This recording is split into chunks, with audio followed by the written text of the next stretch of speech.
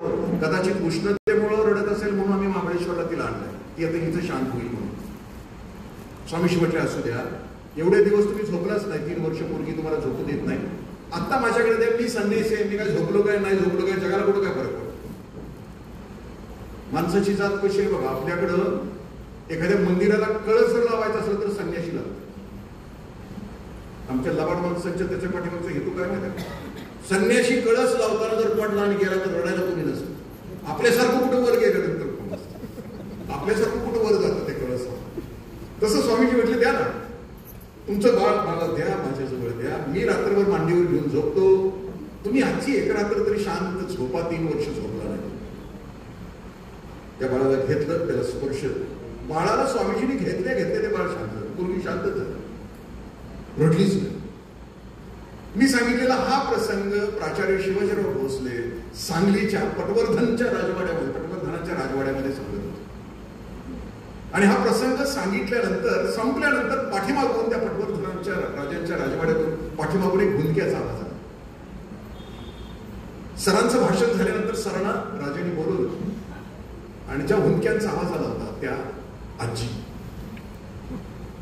त्या समोर सरांना बसून म्हटले की तुम्ही ज्या पोरीचा उल्लेख केला ती मीच आहे. स्वामीजींचा स्पर्श मला झाला आणि मी पटवर्धनांची राणी झाली. स्वामीजींच्या नुसत्या स्पर्शानं व्यावहारिक आयुष्यातलं माझं दुःख संपलं. एवढंच नाही झालं तर मी राजाची राणी झाली, म्हणजे माझ्या आयुष्याचं सोनं झालं. सत्पुरुषाचा नुसता स्पर्श झाला तरी त्या माणसाच्या जीवनाचं सोनं होतं. भगतसिंगांची आई, भगतसिंगांचं एवढं मोठं चरित्र, 23 वर्षाचं आयुष्य त्या घरातल्या. कारण ज्यावेळेला किरणजीत सिंग संधूवर होते शिवमच्या व्यासपीठावर, त्यावेळेला मी असं आवाहन केलं होतं की आपण नको त्यांच्या वारसांना खांद्यावर घेतो आणि नाचतो. मी वाक्य कुणालाही स्पेसिफिक बोललेलो. मी त्यावेळेला त्या तरुणांना असं म्हटलं की आम्ही नको त्यांच्या वारसांना खांद्यावर घेऊन नाचतो. इथं असा वारसदार आहे की ज्यांचा वारसा अख्खं जग सांगतं, तो वारसदार येत आहे. खाली आल्यानंतर किरणजीत सिंगना आपल्याला खांद्यावर घेऊन नाचायचं आहे. लिटरली 120 किलो वजन आहे किरणजीत सिंग संधूंचं. योगीराज सारख्या तरुणाने किरणजीत सिंग संधूंना खांद्यावर घेऊन नाचले, कारण तो खरा वारसदार होता. काय ताकद असते वारसदाराची, म्हणजे ते सांगत होते की 2007ला भगतसिंगांच्या शताब्दीला हे सगळं कुटुंब पाकिस्तानला गेलं होतं. कारण पाकिस्तानमध्ये लाहोरला सेंट्रल जेल आणि बोस्टन जेलमध्ये विवेकानंद राहतात, भगतसिंग राहतात, 2 जेलमध्ये राहतात. आणि पाकिस्तानच्या तरुणांनी त्यावेळेला एक जुलूस, एक मिरवणूक काढली होती, Boston jail to central jail. आणि त्याच्यामध्ये ह्या तिघांचे, भगतसिंग, राजगुरू आणि सुखदेव, हे सगळ्यांचे नातेवाईक बोलवले. त्यात किरणजीत सिंग संधू पण होते. आणि ती मिरवणूक ज्या वेळेला निघाली होती पाकिस्तानमध्ये, त्यावेळी त्या मिरवणुकीमध्ये जे ट्रक होते, त्या ट्रकमध्ये जे डिजिटल लावले होते, त्या डिजिटलवर वाक्य असं होतं, भगतसिंग सीमा के इस पार भी जिंदा है और भगतसिंग सीमा के उस पार भी जिंदा है. म्हणजे ज्यावेळेला एखादा माणूस संपूर्ण त्यागाला, आताही मगाशी सुरेशरावना मी एक क्लिप लावत असताना त्यांच्या डोळ्यामध्ये पाणी होतं. त्या क्लिपवर त्या लिहिलंय, त्या क्लिपवर, मी माझं लेकरू देशासाठी समर्पित करत आहे. आम्ही काय लिहिलं आमच्या पोराचे होते, मी माझं पोरग बेईमानीसाठी या राष्ट्राला समर्पित करत आहे. मी माझं लेकरू भ्रष्टाचारासाठी देशाला समर्पित करत आहे. मी माझं लेकरू हिंसाचारासाठी, द्वेष आणि मत्सरासाठी देशाला समर्पित करत नाही. आपलं लेकरू त्याच ताकदीने, ज्या ताकदीने त्यांनी घडवलं आणि संपवलं. मी माझं पालकत्वाचा समारोप करत असताना व्याख्यानामध्ये जरी ही निगेटिव्हिटी असली आमच्या आजूबाजूला, तरी एक पॉझिटिव्हिटी त्या गाण्याला मी समारोप करत असतो. की जरी अंधार असला बाजूला, जरी हिंसेनं आणि घुरडेनं बरबटलेलं आमचं जग असलं, जरी तुमच्या माझ्या पोरांना प्रामाणिकपणे जगायचं असलं तर जगता येणार नाही. त्याचं कारण असं आहे की तुम्ही आम्ही समाज असा केला की वाईटांच्या जगामध्ये वाईटच पहिला असतो. आज जे वर आहे ते तपासा, तुम्ही कोण आहे, कोण आहे. तुम्ही वाईट असाल, तुम्ही अशा असाल तरच तुमचं लेकरू जगू शकेल. तसं नसतंय.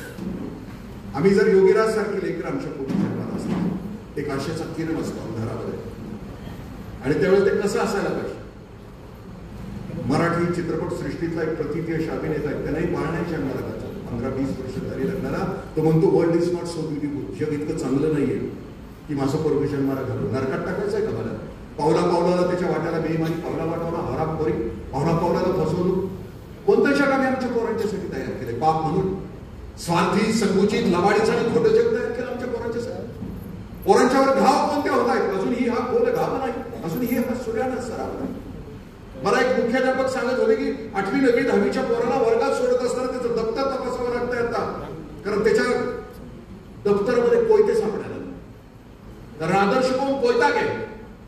वाईटांच्या जगामध्ये वाईट, पण असं जरी जग असलं तर आम्ही सकारात्मक आई बाप असू आणि भविष्यामध्ये एक चांगला समाज आपल्या पोरांच्यासाठी आपल्याला द्यायचा असेल तर तो कोणता असेल की जो जपला सुरेश रावणी आणि भारतीदारी. कोणता? शापित चित्रपटातलं ते गाणं, तुझ्या माझ्या संसाराला निघाला दिसी जाते दिसी येते. कसं असेल तुझं माझं रूप, तुझं माझं असं जरूर असं, पण आपण दोघांनी मिळून त्याला काय दैवा संग झुंजा याचं देऊ द्यायला. तुझ्या माझ्या पोटी जन्माला आले ना, जग कितीही घाणेरडं असू दे, जग कितीही क्रूर असू दे, जग किती हरामखोर असू दे, पण आपण त्याला असं घडवू की दैवा संग झुंजा याचं देऊ द्यायला. बळ करा, दैवा संग झुंजा याचं बळ आपल्या लेकराला द्यावं लागेल. शेवटी सोसल का त्याला भाव बाप आहे. शेवटी तो विचारतोय मधु कांबीकरला सोसतील, त्याला सोसल वज सोसल, समाजाचं एवढं वाईट पण टोकदार घाव त्याला सोसतील.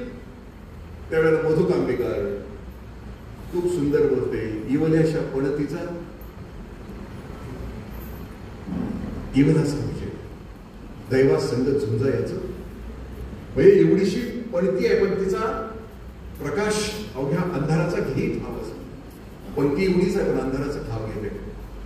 सुरेशराव आणि भारतीताईंनी योगीराजला पणती नव्हे आमच्या सगळ्यांच्यासाठी मशाल बनवून ठेवलंय. त्यांनी देशभक्ती, देशप्रेम आपल्या आयुष्यामध्ये जे केलं ते आपल्या लेकराला बहाल केलं. बापानं आणि आईनं पुढच्या पिढीला खाऊन ती दीक्षा द्यावी, ती उत्कृष्ट दीक्षा त्या दोघांनी दिली. जगे ऐसा बाप व्हावा त्याचा वंश सिद्धीस जावा.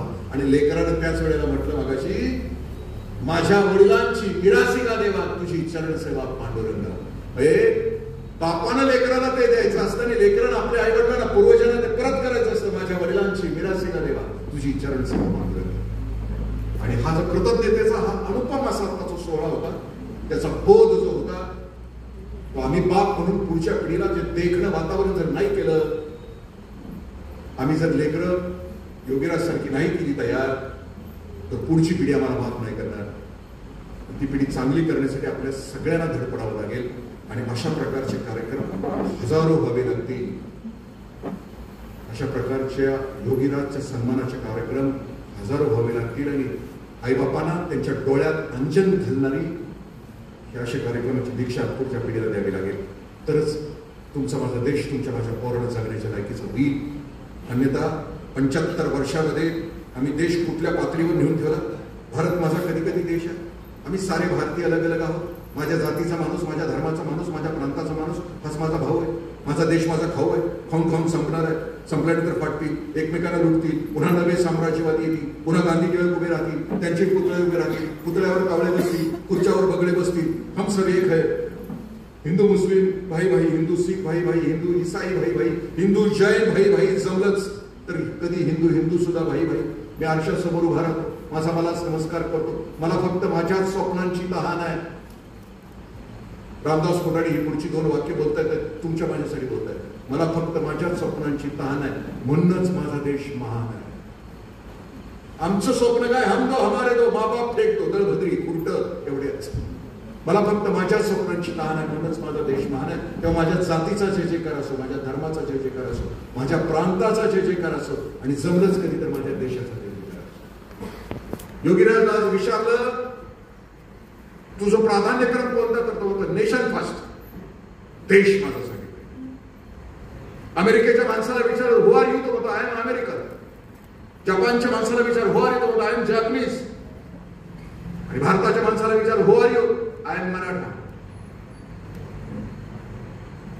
आधी जात सांगतो आपण, मग धर्म सांगतो आणि देश शेवटी, तेव्हा माझ्या जातीचा जय जयकार असो, माझ्या धर्माचा जय जयकार असो, आणि जमलंच कधी तर माझ्या देशाचा जय जयकार असो.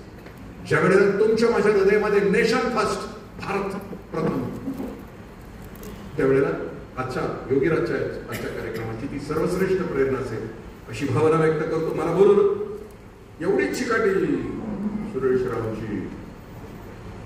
आजचा 12 तारखेचा दिवस, गेल्या 1 महिन्यामध्ये 10,000 किलोमीटर माझं रनिंग झालंय. नागपूर, अमरावती, चाळीसगाव, जालना, संगमनेर, बेळगाव, रोज चाकावर माझं शरीर आहे.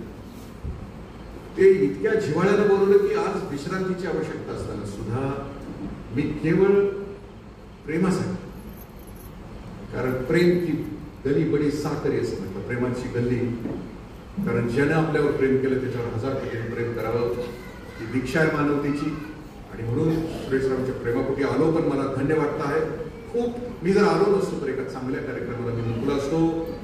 मला एका तरुण, जिगरबाज, सामर्थ्यवंत, स्वतःचं, कुटुंबाचं आणि देशाचं आकलन असलेल्या तरुणाला मनापासून ऐकता आलं नसतं, ती माझ्या आयुष्यातली खूप मोठी चूक झाली असती.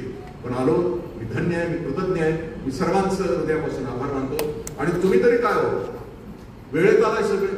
शक्यतो कार्यक्रमाला येताना जेवणाची वेळ बघून येतात, जेवण कधी ते देशमुखाचं संपलं ना, म्हणजे टपून असते नुसतं कार्यक्रमासाठी. कारण आपल्याला काय सांगितलं, उतरण्याजवळ बस पण पहिल्या पंक्तीला बस, कारण पुढे दुसऱ्या पंक्तीला असा वाढलेला असतो. आपण कायम येतच असतो. सिनेमाला गेलो तर लाईट गेल्यावर आपण आपली खुर्ची शोधतो. लग्नाला गेलो तर 7व्या मंगलाष्टकाला जातो, दुसऱ्याचा तांदूळ घेऊन तिसऱ्याला, पण पंक्तीला पहिले असतो. त्या कॅटेगरीतले आपण सगळे. पण आताची जी पंगत झाली, म्हणजे योगीराजला ऐकण्यापासून ही उत्कृष्ट पंगत होती जगातल्या. म्हणजे आता भारतामध्ये जेवढे कार्यक्रम घडले असते त्यात एक उत्कृष्ट पंगत होती. म्हणजे या देशाचा तरुण कसा असावा की ज्या देशाला भवितव्य असू शकतं, त्या तरुणाला ऐकणाऱ्याचं मगाचं जे जेवण होतं ते सर्वोत्कृष्ट आणि कसदार जेवण होतं. मी योगीराजला हृदयापासून शुभेच्छा देतो. राजा, जय हो, मंगल हो, तुझ्या आयुष्यातलं अत्युच्च स्थान, आणि ते स्थान मिळवल्यानंतर सुद्धा माझ्याच हस्ते सत्कार ह्याच सभागृहामध्ये तुझा होऊ दे, एवढी हृदयापासून तुझा अभिनंदन करतो. धन्यवाद. जय जय.